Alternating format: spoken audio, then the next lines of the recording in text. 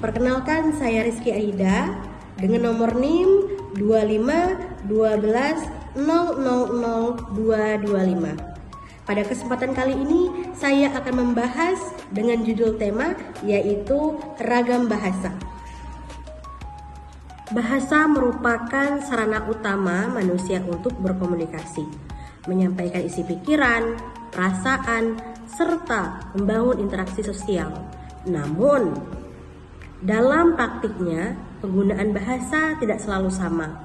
Terdapat perbedaan cara berbahasa sesuai dengan situasi, tujuan, tempat, dan lawan bicara.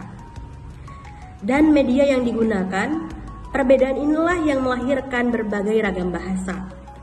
Pemahaman tentang ragam bahasa sangat penting agar seorang dapat menyesuaikan bahasa sesuai konteks, sehingga komunikasi dapat berjalan efektif, tepat, dan tidak menimbulkan kesalahpahaman.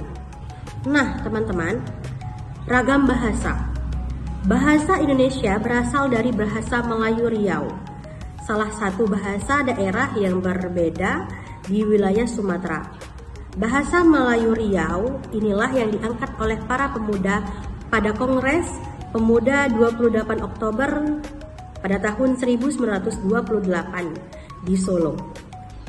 Menjadi bahasa Indonesia, pengangkatan dan penamaan bahasa Melayu Riau ini menjadi bahasa Indonesia oleh para pemuda pada saat itu. Lebih bersifat politis daripada bersifat linguistis. Tujuannya ialah ingin mempersatukan para pemuda Indonesia. Kondisi bangsa Indonesia yang terdiri dari berbagai suku dan bahasa tentunya berdampak pada bahasa Indonesia dengan tumbuhnya banyak variasi, yaitu variasi yang menuntun pemakaian yang disebut sebagai dialek dan variasi menurut pemakaian yang disebut sebagai ragam bahasa.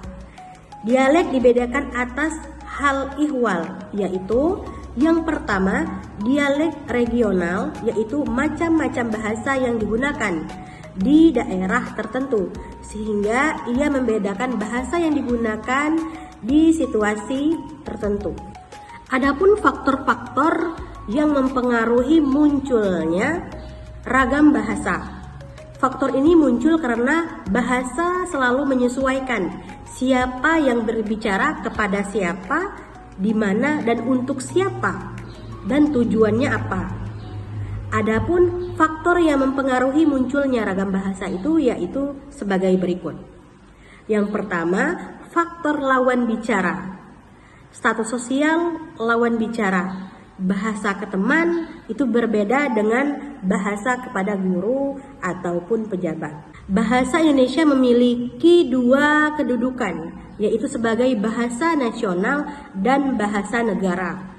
Sebagai bahasa Indonesia memiliki fungsi sebagai lambang jati diri atau identitas, lambang kebangsaan, dan alat penghubung antar budaya dan antar daerah.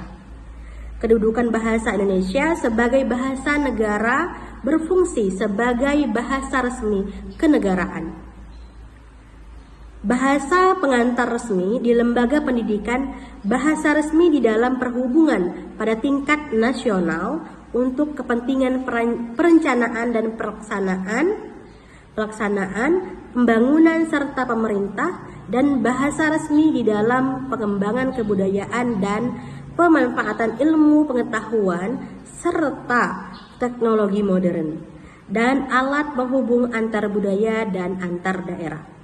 Ragam bahasa Indonesia dibagi berdasarkan secara berkomunikasi, secara pandang penutur, dan topik pembicaraan.